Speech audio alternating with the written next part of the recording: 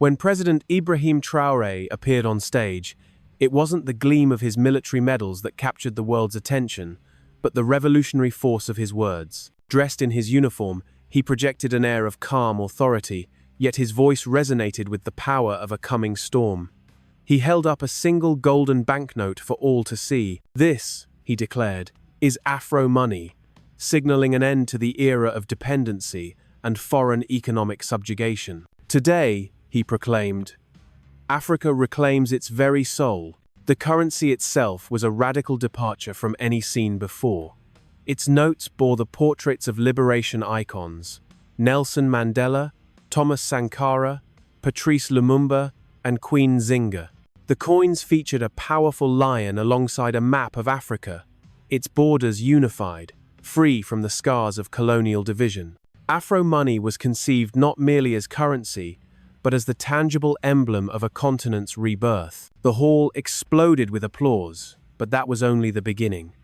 Across the continent, the news ignited a firestorm of celebration. In the streets of Dar es Salaam, Lagos, Accra, and Nairobi, people poured from their homes, phones pressed to their ears, shouting with jubilation, "He actually did it!" In the Caribbean, young men proudly wore t-shirts pairing Traoré's image with that of Marcus Garvey. In Harlem and Atlanta, African Americans overwhelmed social media platforms, heralding Afro-Money as the currency of their ancestors. But behind this wave of euphoria, a palpable sense of fear was growing in the halls of power. The French ambassador in Ouagadougou made a conspicuously early exit from the ceremony, his expression a mask of deep concern.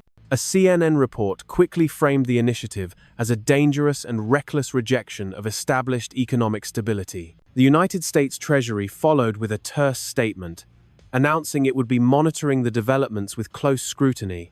Traoré had anticipated this tempest. He had prepared for it.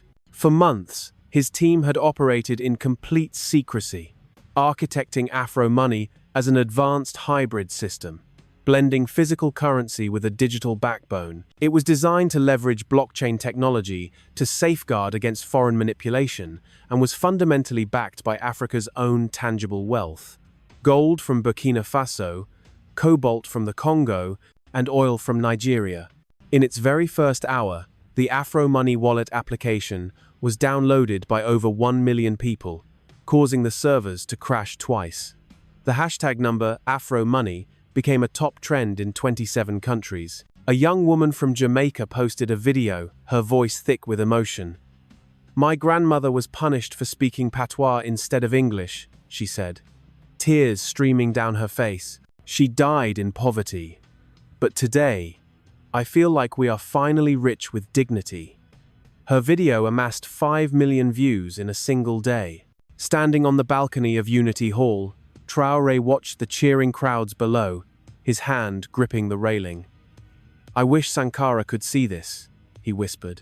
His gaze swept across the square, where young people waved flags and joyfully tossed fake euros into the air, their chants echoing through the city. No more CFA, no more chains. He understood this was only the first step. Afro-Money was not just a new form of payment, it was a declaration of war against the invisible chains of dependency that had shackled Africa for generations. But he knew those chains would not break without a ferocious fight. The concept of Afro-Money was not a sudden inspiration. It was forged in years of quiet frustration and righteous anger. Long before the launch, Traoré had convened a secret meeting in a dimly lit room with 4 economists, 2 military officers, and an elderly man who had survived the horrors of a colonial prison. The walls were covered not with standard school maps, but with diagrams illustrating the stark reality of Africa's economic flows. Dollars in, gold out, euros in, oil out. "This is simply slavery with paperwork," the old man had stated, his finger trembling as he tapped the map. "They no longer need physical chains. They use banks." That single sentence became seared into Traoré's mind, haunting him long after he became president, and his name began to resonate across the continent. He knew that genuine independence could not be achieved through speeches alone. It had to be economic. Every move forward was fraught with peril. When Traoré first announced his intention to exit the CFA franc, the currency still tethered to the French treasury, Foreign advisors issued stern warnings. Representatives from the IMF arrived with placid smiles, offering development packages that were little more than veiled threats. Behind closed doors, some of his fellow African leaders mocked him as naive. One West African president bluntly told him, "You'll make a lot of noise for a day, but you'll be gone tomorrow. The system is too powerful." But Traoré had no desire to merely survive within the system. His goal was to shatter it. He secretly invited a new generation of African coders and financial experts to Ouagadougou. They came from Kenya, Senegal, South Africa, and the global diaspora. Some had left lucrative jobs at Western tech firms, others were brilliant, self-taught hackers. They worked relentlessly through the night on what they codenamed Project Freedom. Simultaneously, a massive grassroots effort was underway. Farmers, miners, and market traders across Burkina Faso were trained to use mobile wallets and blockchain-enabled cards. The pilot program launched in 2 small towns. In one, an elderly woman who had never held a bank account in her life was able to purchase fertilizer with Afro-Money using only her fingerprint. She wept with joy, clutching the receipt as if it were a university diploma. Then the threats began in earnest. One of the project's lead developers, a soft-spoken Ghanaian genius named Kwame, was nearly abducted on his way to his hotel. A black SUV swerved to block his path. He managed to escape, running barefoot into the dense bush where he hid for 5 agonizing hours. While no one claimed responsibility, the message was brutally clear. Yet, the team's resolve only hardened. Traoré issued a quiet but firm directive to the military. From this moment on, protecting Afro-Money is synonymous with protecting the nation.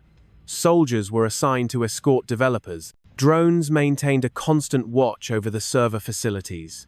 Meetings were relocated to secure underground bunkers. Still, the most formidable opposition emerged not from foreign powers, but from within. One of Traoré's own ministers, a man who had been a trusted ally since the early days of the revolution, abruptly resigned. He left a letter warning that the new currency would make Burkina Faso a target on an unprecedented scale, accusing Traoré of recklessly risking war. For a moment, it seemed the project might crumble. Instead, the opposite happened. The people's support galvanized. Young artists in the capital began painting vibrant murals of Afro-Money on city walls. School children were taught how to use the digital wallet app. A video went viral showing a woman in rural Mali shouting with defiance, "If this president falls, we all fall with him. If he stands, we all stand with him." That was the moment Traoré knew the people were truly ready. If you believe in Traoré's vision for African sovereignty, hit that like button and share this story to help spread the truth about Burkina Faso's awakening. In the quiet solitude of the night, he often walked alone, consumed by the weight of the risks.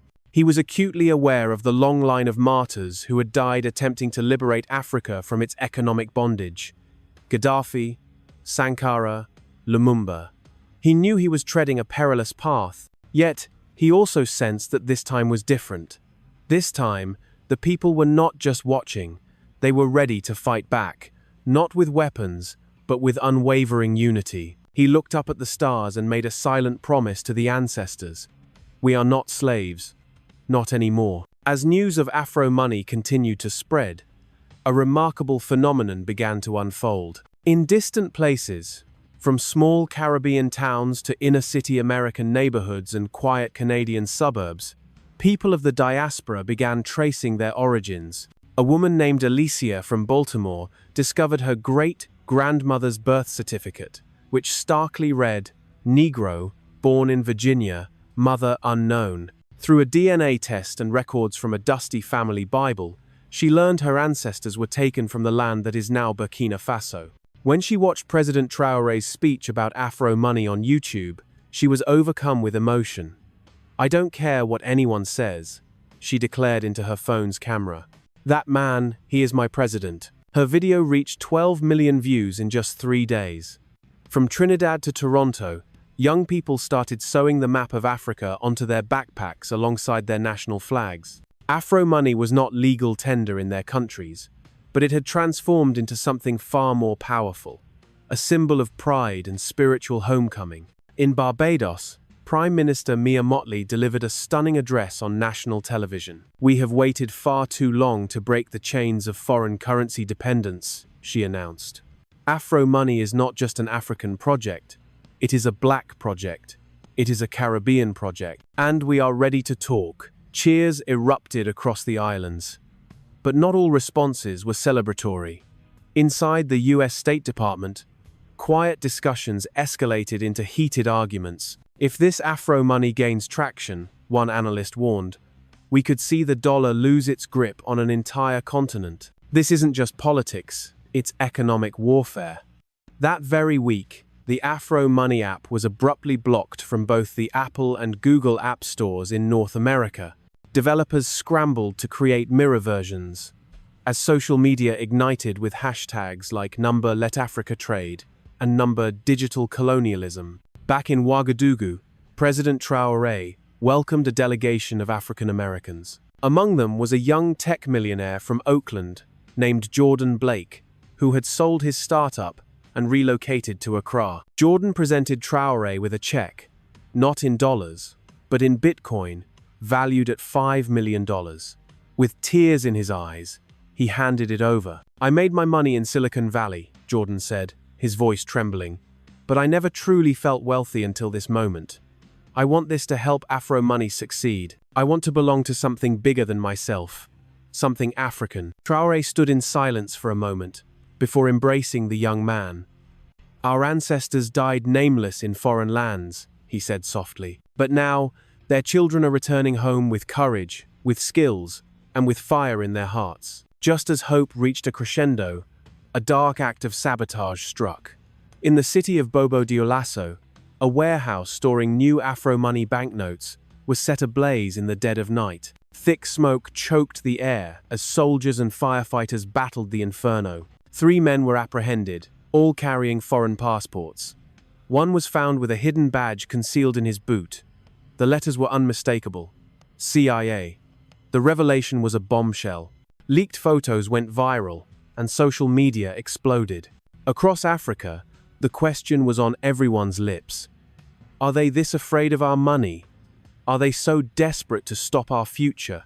For many, it was the final confirmation of a long-held belief. The real war was never about borders or guns, but about the freedom of the mind and the economy. As dawn broke over the charred ruins of the warehouse, President Traore stood at the site, surrounded by a somber silence. He bent down and picked up a scorched banknote. It was half burnt, but the face of Thomas Sankara was still visible. He held it up for the cameras and uttered a single, powerful sentence. "They can burn the paper, but they can't burn the dream." The video clip circled the globe. An incredible grassroots movement began. From villages in Ghana to universities in Jamaica and Black churches in Chicago, ordinary people started printing images of Afro-Money and hanging them on their walls. Some used them to replace portraits of official leaders. Others placed them in books or above doorways like a protective talisman. A movement had been ignited, and there was no turning back. The official backlash intensified with shocking speed. Within 72 hours of the CIA badge scandal, the United States froze several aid packages to Burkina Faso. France convened an emergency session of the European Union, demanding sanctions not only against Traore's government, but against any African nation, even considering the adoption of Afro-Money. Banks across West Africa faced sudden, immense pressure.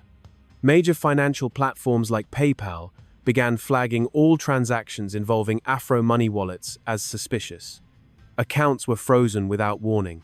Visa and MasterCard quietly withdrew from pilot partnerships in Burkina Faso. The international media machine began churning out a new hostile narrative.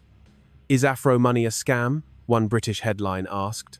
A prominent American economist appeared on live television, warning, "If Africa abandons the dollar and the euro, their economies will utterly collapse." Traore is playing with fire. But then, a completely unexpected reaction came from Asia, stunning the international community. North Korea's foreign ministry issued a cryptic yet unambiguous statement. "We support any nation that chooses sovereignty over submission." The Afro-Money project is proof that the world is waking up. This caused a global media frenzy. Western governments were panicked, not by North Korea itself, but by what Afro-Money now symbolized. A fundamental shift away from Western hegemony, achieved not through military might, but through sheer vision. China, meanwhile, remained conspicuously silent. A silence that many interpreted as a sign they were watching, weighing their options to either support, sabotage, or simply wait and see. The Caribbean, however, made its move. In a joint declaration that caught everyone by surprise, the prime ministers of St. Lucia, Grenada, and Antigua and Barbuda announced they were forming a digital currency alliance with Burkina Faso to explore regional adoption of Afro-Money. The African Union remained officially non-committal, but several presidents privately expressed keen interest. In Nigeria, something extraordinary happened. A coalition of youth organizations, fintech innovators, and retired military generals co-signed an open letter to President Bola Tinubu. It read, "Do not stand in the way of Afro-Money. The youth are watching. Africa is changing. Either lead or step aside." The letter went viral. Tinubu's government offered no comment. Do you believe that Africa, after centuries of exploitation, is finally on the verge of true economic liberation? Comment yes below if you agree. Back in Ouagadougou, the pressure was reaching a fever pitch. Traore's cabinet was deeply divided. Some advisors pleaded with him to pause the project to de-escalate international tensions. One seasoned diplomat warned him, "If we continue down this path, we risk complete isolation. You will be held responsible when food and fuel shortages begin." But Traore was resolute. At a specially convened press conference, he walked to the podium and stood in silence as cameras rolled. Then, he spoke. "You fear isolation. I fear betrayal. You fear sanctions. I fear surrender. Afro-Money is not a coin. It is a message. And that message is, we are no longer kneeling." The room erupted into thunderous applause. But outside the presidential palace, a shadow war was escalating. A leaked document revealed that Western intelligence agencies were actively tracking Afro-Money transactions and had identified key servers for imminent cyber attacks. A sophisticated disinformation campaign began targeting Traore's allies. Fabricated news articles accused his ministers of corruption. A deepfake video surfaced, falsely depicting him making inflammatory anti-Christian statements. But the attacks failed to gain traction. The people were no longer so easily deceived. The more the outside world attacked Afro-Money, the more fiercely the people defended it. Then came the most astonishing development yet. On the floor of the New York Stock Exchange, panic ensued as rumors circulated that Ghana and Senegal were preparing to exit the CFA franc. The African Eurobond market plummeted. Bitcoin's value surged, and the value of Afro-Money, pegged to a basket of real African resources, rose by 12% in a single day. In Paris, a senior financial analyst was overheard admitting, "We thought this was just political theater. We never imagined it would actually impact the markets." But it had. The world was watching, and the balance of power was beginning to shift. The tension finally boiled over. In the humid early hours, Burkina Faso's central Afro-Money server farm in Ouagadougou was hit with a massive, coordinated cyber attack. The firewalls initially held, but the attackers deployed a sophisticated technique, bypassing an internal security layer using an encrypted backdoor known to be part of highly classified international defense systems. Traore was awakened by a secure call from his head of cybersecurity. "Mr. President," the chief said, his voice strained, "this is not the work of freelancers. This is military grade, almost certainly state-sponsored." Traore paused, then calmly gave the order for the military to deploy. Within 30 minutes, all Afro-Money data centers nationwide were under the protection of special forces, and internet access was restricted in key government zones. The attack had been thwarted, but only just barely. The message was clear. This was no longer economic resistance. This was a clandestine war.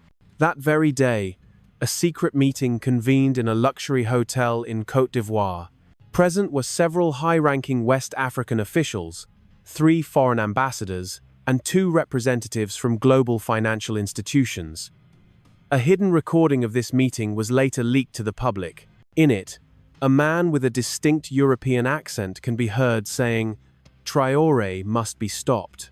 If we cannot dismantle Afro-Money, we will lose West Africa." Another voice, this one African, replied, "We will create panic. We will cut off trade routes and blame him for the shortages. We will make his own people turn against him." The video's release on social media was like a detonation. The hashtags number expose the plot and number stand with Traore exploded globally. But the plot was already in motion. Across Burkina Faso, store shelves began to empty. Oil tankers were inexplicably blocked at the borders. International suppliers suddenly ceased communication. The price of essential goods doubled overnight. Rumors of impending famine spread like a contagion. Anxiety and anger began to fester. In the capital, a group of paid protesters appeared, holding signs that read, "Stop Afro-Money, feed the people." But observant citizens quickly noticed the signs were written in flawless English, and the same faces kept appearing at protests in different cities. Within hours, a massive counter-demonstration of young Afro-Money supporters flooded the streets to defend their revolution. They chanted, "We would rather be hungry and free than fed and enslaved." Elderly women organized to cook meals for the young demonstrators. Local farmers began distributing their produce at half price. Even in the poorest neighborhoods, people shared what little they had. An emotional video captured a blind griot playing his kora, while children danced around him with Afro-Money notes pinned to their clothes. His song became an anthem. "They want our land, they want our gold, but they fear our minds. And that is why they fear our money." Radio stations across the continent put the song on repeat. But then came the ultimate betrayal. One of Traore's most trusted security aides, a man known only as Captain L, vanished. He was apprehended hours later crossing the border into Togo, carrying a flash drive containing the complete blueprint of Afro-Money's reserve system. He had been bribed with 5 million euros. During questioning, he broke down completely. "I believed in Traore," he sobbed, "but they showed me what they would do to my family. I saw no other way." Traore did not have him imprisoned. Instead, in a move that stunned the world, he brought the captain before a public council of elders and youth leaders. In a live broadcast, Traore said, "Colonialism does not always fly a foreign flag. Sometimes it wears our skin and speaks our language. But forgiveness is also a weapon in our arsenal." He turned to the captain. "If you are truly remorseful, then help us build what you almost helped to destroy." A profound silence fell over the crowd. Then, one by one, they rose to their feet and began to applaud. That single act of forgiveness was more powerful than any speech. It demonstrated to the world that this movement was not about vengeance, it was about transformation. And the enemies of Afro-Money witnessed something they had never anticipated. A unity that could not be bought, broken, or starved into submission. The sun rose over Ouagadougou on a day that would be etched into history. A new Afro-Money note had just been issued, this one featuring Queen Nzinga and Marcus Garvey side by side. The colors were rich and defiant, like the very soil of Africa. On the back, the inscription was a clear rebuke to centuries of exploitation. "Africa is not poor, she is robbed." That morning, thousands gathered at the African Unity Hall. It was not a rally or a protest, but a festival of liberation. They came in all forms, barefoot, in traditional robes, in sharp business suits, and in Afrobeat t-shirts. Children waved small flags that read, "One Africa, one money." President Ibrahim Traoré stepped forward.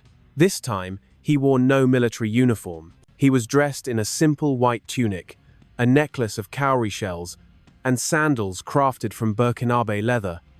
His face showed the strain of the long fight, but his spirit was unbreakable. He held the new banknote aloft and spoke with a fire in his voice. "They have tried to crush this movement. They sent their hackers, their agents, their lies, and their fear. But the one thing they could not stop was love.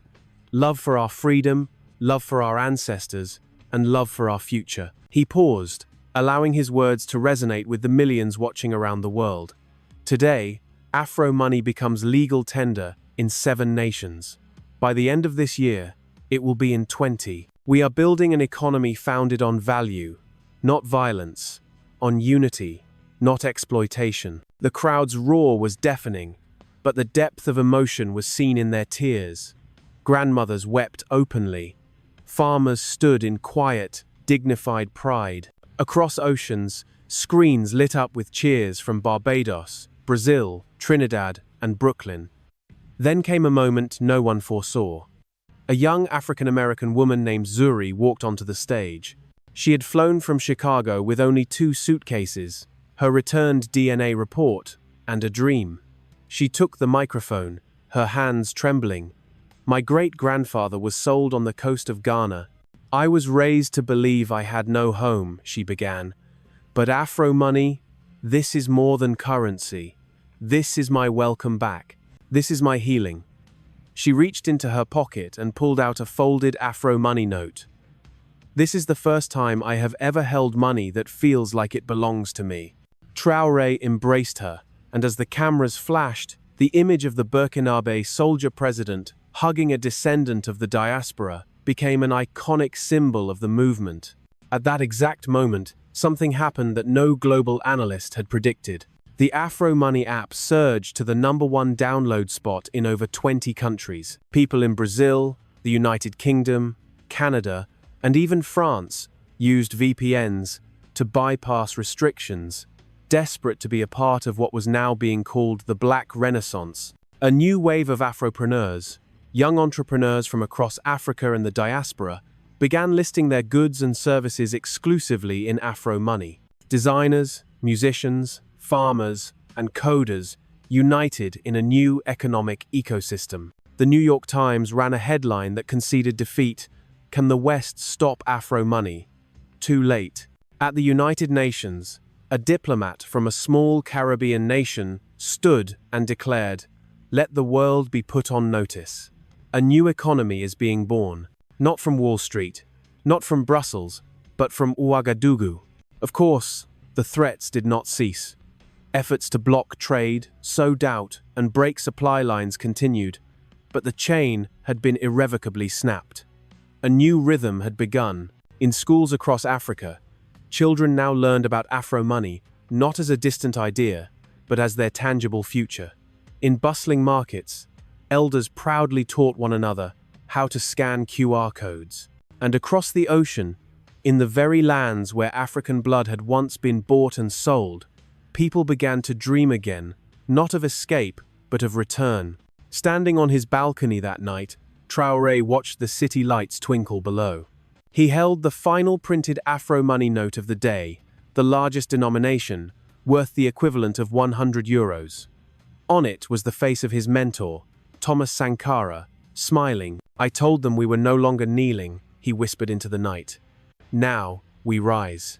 And rise they did, with one passport, one voice, and one money. Afro-Money, the currency of freedom, the very heartbeat of a continent reborn. Subscribe for more stories of African resilience, like this video if it opened your eyes, and share it with anyone who needs to see Africa's true potential.